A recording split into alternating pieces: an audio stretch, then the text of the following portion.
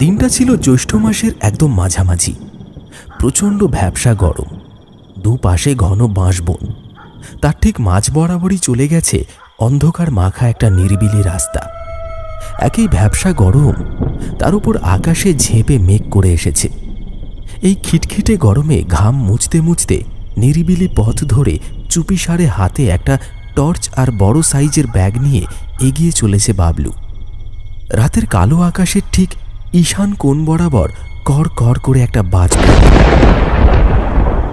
চারিদিকটা একেবারে জ্যোৎস্না ফাটা আলোর মতো আলোকিত হয়ে উঠল। বাবলু বলল, আরে দূর, শুধু গড় গড় আর গড় গড়, দু এক ফোঁটা এলেও তো হয়। এই অসহ্য গরমে ঘেমে নিয়ে একেবারে চান করে যাচ্ছি, কিন্তু এক্ষুনি বৃষ্টি নামলে যে একেবারে সর্বনেশের মাথায় পা হয়ে যাবে। না না বাবা, তাড়াতাড়ি পা চালাই, কোনো ভ্যান বা রিক্সাও তো দেখছি না।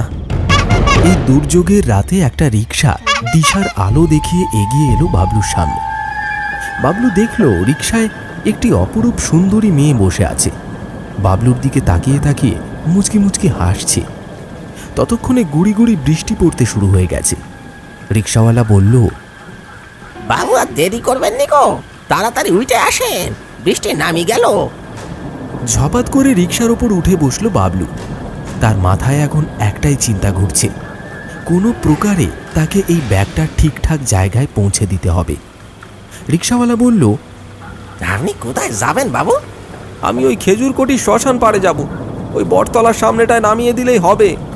আপনি এত রাতে ওই খেজুরকাঠি শ্মশানে যাবেন? আপনার ভয় করে না বুঝি? কিছু পাচার টাচার করছেন না তো? এ কি সব যা তা বলছেন আপনি? আমি ওইখানেই একটি বিশেষ কাজে যাচ্ছি। কি এমন বিশেষ কাজ যে এত রাতে ওই ভয়ঙ্কর জায়গা যাচ্ছেন? আপনার প্রাণের মায়া নেই? আপনি জানেন না বেশ কয়েক বছর হলো ওই খেজুরকাঠি শ্মশানে কিছু গুন্ডা আর মস্তান আস্তানা গেড়েছে? জানি, কিন্তু আপনি কে? এত কিছু আপনি কি করে জানলেন? আর এত রাতেই বা আপনি যাচ্ছেন কোথায়? এতক্ষণ মেয়েটির আর বাবলুর কথাবার্তা সেই রিক্সাওয়ালা চুপচাপ শুনছিল। আর চুপ থাকতে না পেরে সেই রিক্সাওয়ালা বলে উঠল, বাবু, ও আমার মাইয়া কোমল, পাশের গ্রামে ওই বাচ্চাদের পড়াতে যায়, আর ফেরার সময় আমি ওকে সঙ্গে নিয়ে বাড়ি ফিরি।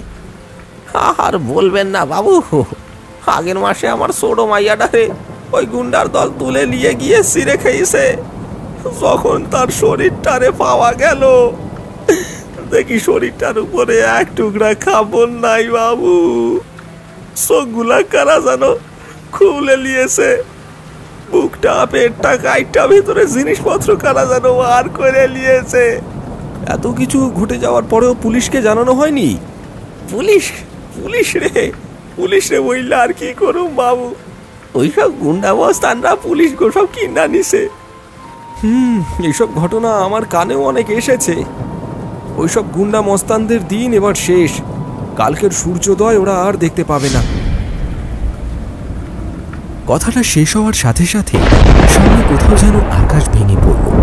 চারিদিক ঝলসে উঠল একবার, আর সেই আলোয় বাবলু মেয়েটির দিকে তাকালো। দেখল তার চোখের কোণে জল টলমল করছে। তার মনের মধ্যে জেদ চেপে গেল। আজ যেই কাজে সে বেরিয়েছে সেটা শেষ না করে বাড়ি ফিরবে না।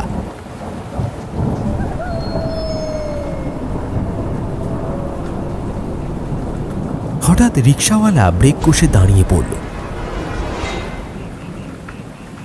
বাবু, ওই দিকটায় আর যাইতে পারুম না, এইখানেই নাইমা পড়ুন। বুঝতেই তো পারছেন, সঙ্গে আমার মাইয়াডা আছে, ওদের চোখে পড়লে আমার মাইয়াডারে একেবারে শেষ করে ফেলবে। না না কাকা, আপনাকে বিপদে ফেলবো না, এটুকু আমি হেঁটে যেতে পারবো। এই নিন, এটা সঙ্গে রাখুন।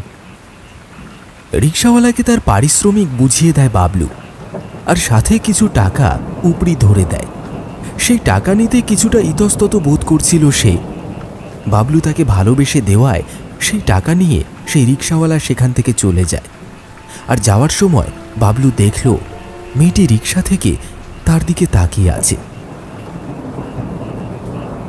না, বৃষ্টি থামার কোনো নামই দেখছি না। যা ভেবেছি ঠিক তাই, সব প্ল্যানিং মনে হয় এবারে ম্যাচকার হয়ে যাবে। বৃষ্টির তেজ আর ঝড়ের প্রকোপ যেন বেড়েই চলেছে। ব্যাগ থেকে ছাতাটা বের করে সেটা খুলে নেয় বাবলু, আর সাথে সাথেই বেজে ওঠে ফোনটা।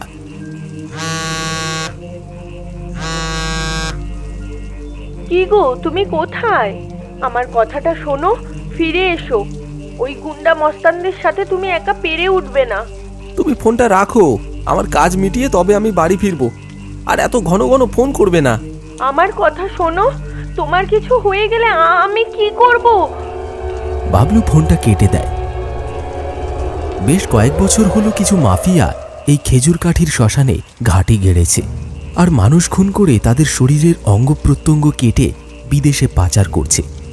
পুলিশ অনেক চেষ্টা করেছে এই দলটিকে হাতে নাতে ধরার, কিন্তু পেরে উঠছে না। খেজুর কাঠির শ্মশানের চারিপাশে জঙ্গলে ঘেরা, তাই মাফিয়াদের রমরমা যেন বাড়িয়ে দিয়েছে এই খেজুর কাঠির জঙ্গল। পিচ্ছিল কাদায় পা না হড়কিয়ে খুব সাবধানে হেঁটে চলল বাবলু। পায়ের চটিতে এক ঝাঁক কাদা আটকে জুতো জোড়া ভারী হয়ে গেছে। অন্যদিকে ঝড়ের তেজ ক্রমশ বেড়েই চলেছে, তার সাথে বিদ্যুতের ঝলকানিও।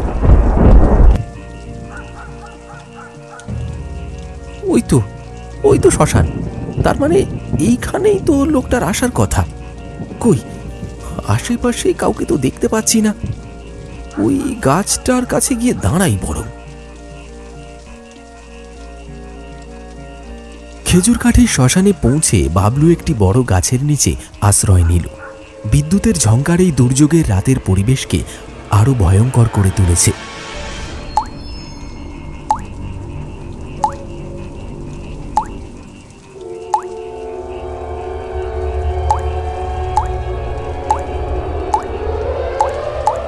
এটা কি? এটা আমি কি দেখছি? ছাতা থেকে বৃষ্টির জলের বদলে রক্ত পড়ছে। আশপাশটা তাকিয়ে দেখল সে, চারিদিকে রক্তে ভেসে যাচ্ছে। ভয়তে কাচুমাচু হয়ে সে তার মাথার উপরে তাকালো, আর তাকাতেই যে দৃশ্য দেখল সেটা দেখার জন্য সে মোটেও প্রস্তুত ছিল না।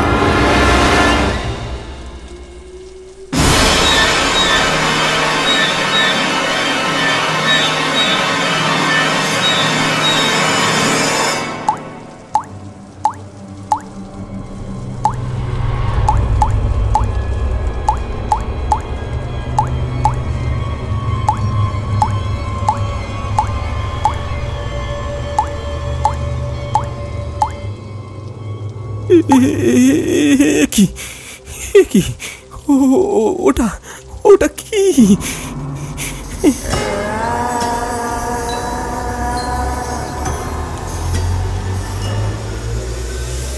ভয়তে সে কি করবে কিছুই বুঝতে পারল না, শুধু হা করে তাকিয়ে রইল গাছের ওপর। গাছের মাঝ ডালেতে একটা গলা কাটা লাশ ঝুলছে, আর সেখান থেকে ঝরঝর করে ঝরে পড়ছে কাঁচা তাজা রক্ত। কেউ একটু আগে লোকটিকে মেরে কেটে ঝুলিয়ে রেখে গেছে। চোখের জায়গায় চোখ নেই, শুধু আছে কালো অন্ধকার গর্ত আর জমাট বাঁধা বদ রক্ত।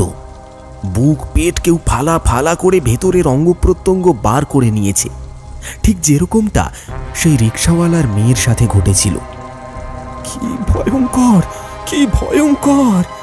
আমি আসার আগেই আবারও একজনের প্রাণ চলে গেল। আজ আমি ওদের না মেরে বাড়ি ফিরবো না। কথাগুলো বলার সাথে সাথে সেই লাশটা ধপ করে মাটিতে পড়ে গেল। এক হাত ছিটকে সরে গেল ভয়েতে বাবলু। কি মর্মান্তিক সেই দৃশ্য! আর এক মুহূর্ত সে সেখানে দাঁড়ালো না। সেখান থেকে তার বড় ব্যাগটা নিয়ে পড়ি কি মরি হয়ে ছুটে চলল। কাদা পায়ে স্লিপ খেতে খেতে সে আদো আদো পা মাটিতে ফেলতে ফেলতে ছুটে চলেছে। বৃষ্টি থেমে গেলেও আকাশে মাঝে মাঝেই চিকচিক করে বিদ্যুৎ চমকাচ্ছে। ব্যাঙেদের চিৎকার আর নিশাচর পাখিদের কর্কশ স্বর যেন বলে দিচ্ছে ভয়ঙ্কর কিছু একটা হতে চলেছে। ওই তো দূরে একজন দাঁড়িয়ে আছে। না না না, এগিয়ে যাই, কিন্তু কাজটা সারতে হবে খুব সাবধানে। অন্ধকার মাখা পরিবেশটা যেন দৈত্যের মতো গিলতে আসছে। সম্মোহিত হয়ে সে সেই ছায়া মূর্তিটার দিকে এগিয়ে চলল। আসেন আসেন বাবলু মশাই, আসতে কোনো অসুবিধা হয়নি তো? রাস্তায় আপনার উপহারটা পেয়েছেন তো? উপহার মানে কি বলছো? কেন, ওই বট গাছের গলা কাটা বডিটাই তো আপনার উপহার বাবলু মশাই। বেচারা, আপনার জন্য তাকে মরতে হলো। মানে আমার জন্য মরতে হলো মানে কি বলতে চাইছো? মানেটা তো খুব সোজা। এত বড় একটা গুরুত্বপূর্ণ খবর এত লেট করে দেওয়ার জন্যই না প্রাণটা ফুরুত হয়ে গেল। নতুন ইন্সপেক্টর বাবলু চন্দ্র চৌধুরী। বাবলু তখন রাগে গজগজ করছে, রাগে তার মাথাটা গরম হয়ে গেছে। তার মানে সে যে আজ আসবে এই কথা তারা অনেক আগেই জেনে গেছে। বাবলু একটা কথাও বলল না। সব রাগ, অভিমান, বুকচাপা ভয় তার ঘাম হয়ে ফুটে বাইরে বেরিয়ে পড়ছে। দিন বাবলু বাবু, ব্যাগটা দিন। ব্যাগটা এগিয়ে দিতে যাবে ঠিক তখনই আবার চোখের অলক্ষ্যে ক্ষণিকের মধ্যে ব্যাগ থেকে বার করে আনলো তার গুলি ভরা পিস্তলটা, আর সেটা উঁচিয়ে তাক করে রাখলো সেই লোকটির মাথা লক্ষ্য করে। চোখের নিমেষে এই ঘটনাটা যে ঘটে যাবে সেটা ওই লোকটিও বুঝতে পারেনি। বল বল, তোদের বসকে কেন তোরা এইভাবে মানুষ খুন করিস? কি করিস তোরা তাদের নিয়ে? ওহে বাবলু মশাই, আমার এলাকায় এসে আমার সাথে বিট্টিপনা করে কার সাধ্যি? আমার নাম ভম্বল, আমায় দেখলে করে যায় অম্বল। আজ তোদের সব পর্দা ফাঁস করব। আজ তোদের দিন শেষ। মানুষের শরীর থেকে অঙ্গগুলো নিয়ে কেটে বাইরে পাচার করবি, আর কেউ সেটা বুঝতে পারবে না। পুলিশের চোখে কি ধুলো দেওয়া অতটা সোজা রে? আমি ইন্সপেক্টর বাবলু চন্দ্র চৌধুরী, এই খেজুরকাঠি থানার নতুন ওসি। আপনি কি ভেবেছেন আপনিও এত সহজে জানতে পারবেন? কিছুতেই বলবো না আপনাকে। কি করবেন আপনি? মারবেন, মারুন। বাবলুর তখন ধৈর্যের বাঁধ ভেঙে যাওয়ার উপক্রম। ঘোড়াটা টেনে তিনি ফায়ার করার আগেই চোখের পলকে পাশের ঝোপঝাড়ের পিছন থেকে ভেসে আসতে লাগলো এক অমানবিক চিৎকার আর গর্জন।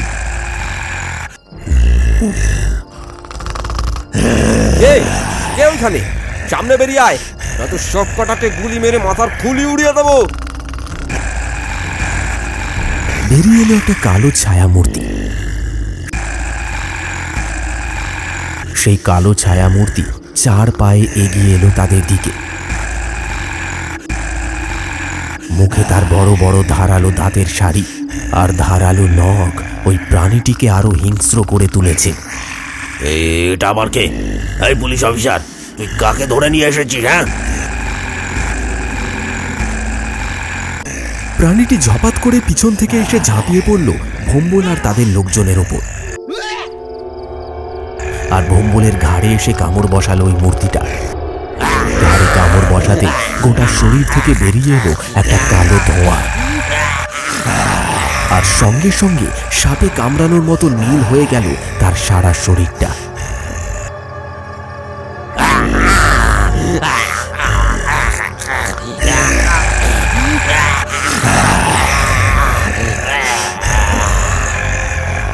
গোঙানি আর মরণ চিৎকার ছাড়া আর কোনো কথাই বলতে পারছিল না ভম্বল। এই সমস্ত দৃশ্য পুলিশ ইন্সপেক্টর বাবলুর ঠিক চোখের সামনেই ঘটছিল। সে পুলিশ হয়েও কিচ্ছু করতে পারছিল না। মানুষ হয়ে অপশক্তির সাথে লড়বার ক্ষমতা তো তার নেই। কিছু করে উঠবার আগেই সেই অপশক্তিটা তাকে টেনে নিয়ে চলে গেল একটা ঝোপের আড়ালে।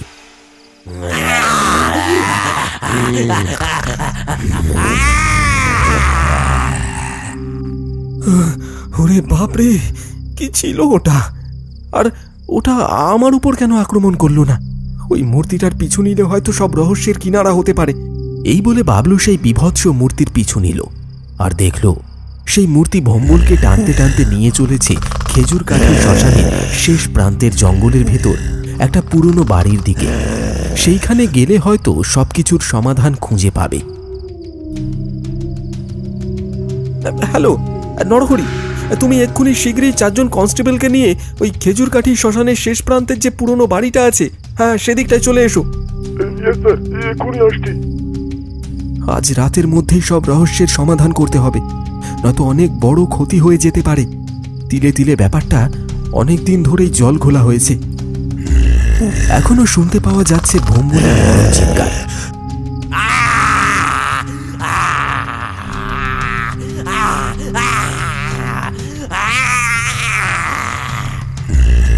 তিলে তিলে মারছে হয়তো সেই অপশক্তি ভম্বলকে।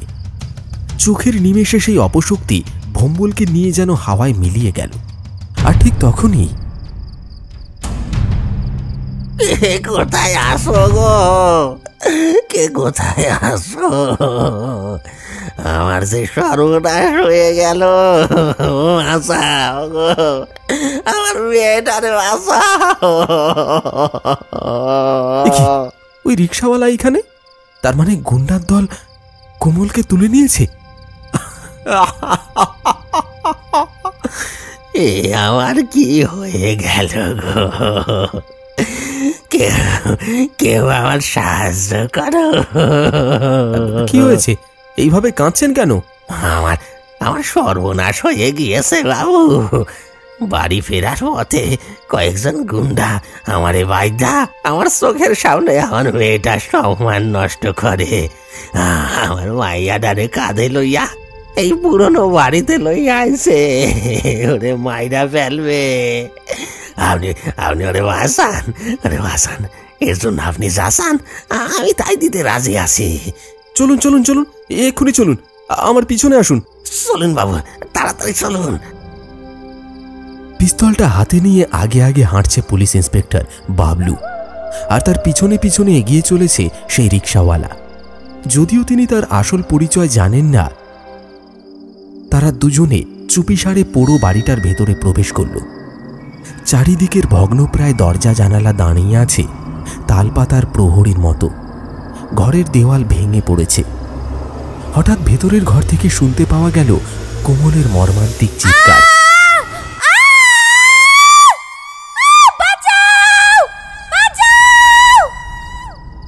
সেই চিৎকার অনুসরণ করে রিক্সাওয়ালা আর ইন্সপেক্টর ভেতরে প্রবেশ করল।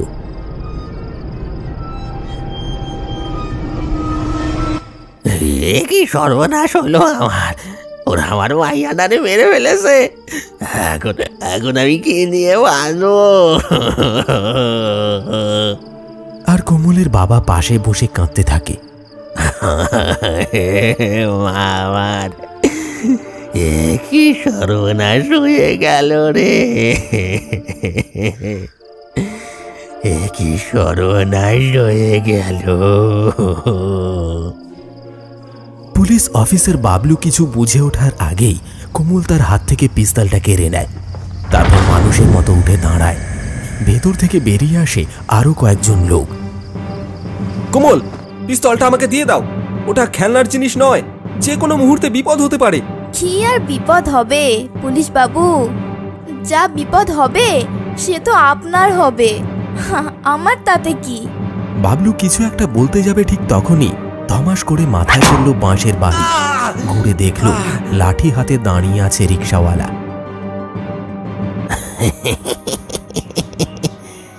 মা, আমার কাজটা আমি ঠিক করেছি। বেটা আমাদের সাজানো গুছানো এতদিনের ব্যবসার লাঠি তোলার ধান্দা করছিল। বাবলু বুঝতে পারল এই সবকিছু তার সাথে ছলনা করা হয়েছে। যন্ত্রণায় কাতরাতে কাতরাতে সে বলল,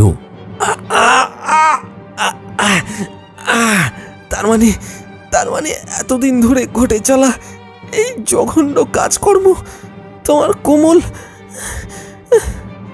ধীরে ধীরে মাটি থেকে উঠে বসার চেষ্টা করল বাবলু।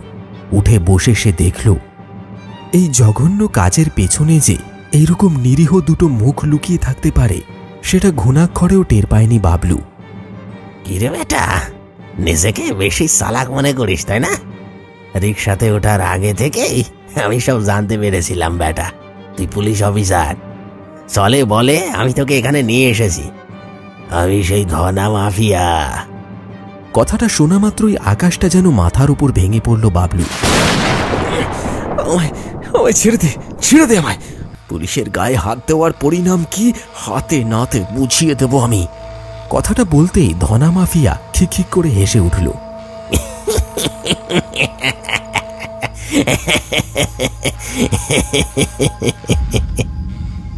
তাতে বাবলু অফিসারের পুরো সারা শরীর রাগে জ্বলে উঠল। মজা তো এবার তুই বুঝবি রে অফিসার। তোর মতো কত অফিসার গেল, কত অফিসার এলো, তোকেও আমরা তাদের মতো কেটে বিক্রি করব রে। অফিসারের অঙ্গ প্রত্যঙ্গ বলে কথা, ভালো দাম পাওয়া যাবে।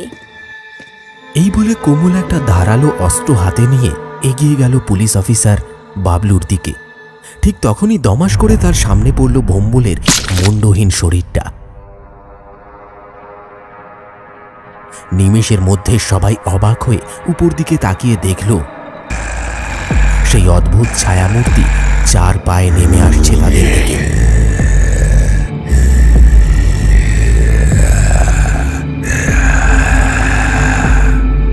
এটা আবার কি?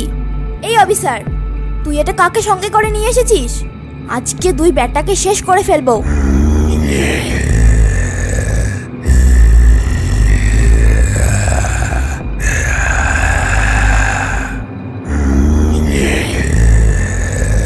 কথাটা শেষ করেই কোমল সেই ছায়ামূর্তির দিকে পিস্তল তাক করে ঠাই ঠাই করে গুলি চালাল। আর তখনই ঝাঁপিয়ে পড়ল সেই ছায়ামূর্তি কোমলের ওপর।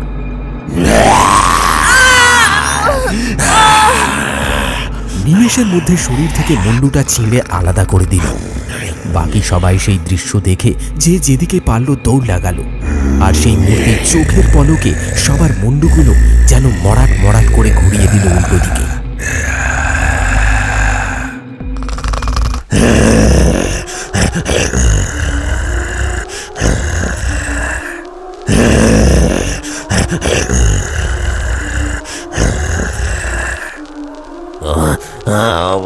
অফিসার, অফিসার, আমাকে বাঁচান, আমাকে বাঁচান, ওর হাত থেকে আমাকে বাঁচান। কে রে ধনা, আমাকে চিনতে পারছিস না? আমি তোর বাপ গোলাপ চাঁদ। বেঁচে থাকতে তোকে তো আমি সৎ পথে আনতে পারিনি। তোর পাপের ঘড়া আজ পূর্ণ হয়েছে, তাই তোকে নিতে এলাম রে। বাবা, আমার ভুল হয়ে গেছে বাবা, আমি কথা দিচ্ছি আমি আজ থেকে সব খারাপ কাজ বন্ধ করে দেব। আমায় যেতে দাও, আমায় যেতে দাও, যেতে দাও আমায়। তোকে ছেড়ে দেব? তোর জন্য কত বাপ কত মা সন্তান হারা হয়েছে, কত স্ত্রী স্বামী হারা হয়েছে। সেই পাপের বোঝা শুধু তুই নয় রে, আমাকেও বহন করতে হচ্ছে। তাই তো আমার মুক্তি হচ্ছে না। আজ আমার মুক্তি হবে।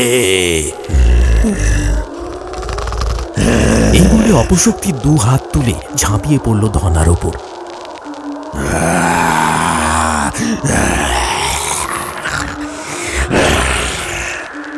পুলিশের চোখের সামনে ধনার মুন্ডুটা ছিঁড়ে নিল সেই অপশক্তি।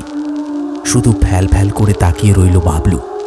তার প্রতিশোধ শেষ করে সেই অপশক্তি নিজেই কোথায় হাওয়ায় মিলিয়ে গেল। তখন চারিদিকে পড়ে রয়েছে সারি সারি মৃতদেহ। কনস্টেবল নিধিরাম এবং আরো কিছু পুলিশ সেখানে এসে উপস্থিত হয়েছে। তারা শুধু দেখতে পেল চারিদিকে শুধু মৃতদেহ পড়ে রয়েছে। নিধিরাম বলল, স্যার, এইসব হলো কি করে? এর কোনো ব্যাখ্যা আমার কাছে নেই। পাপ আজ পাপীদের সাজা দিয়ে চলে গেল। নিধিরাম, বডিগুলোকে পোস্টমর্টেমের জন্য পাঠিয়ে দাও।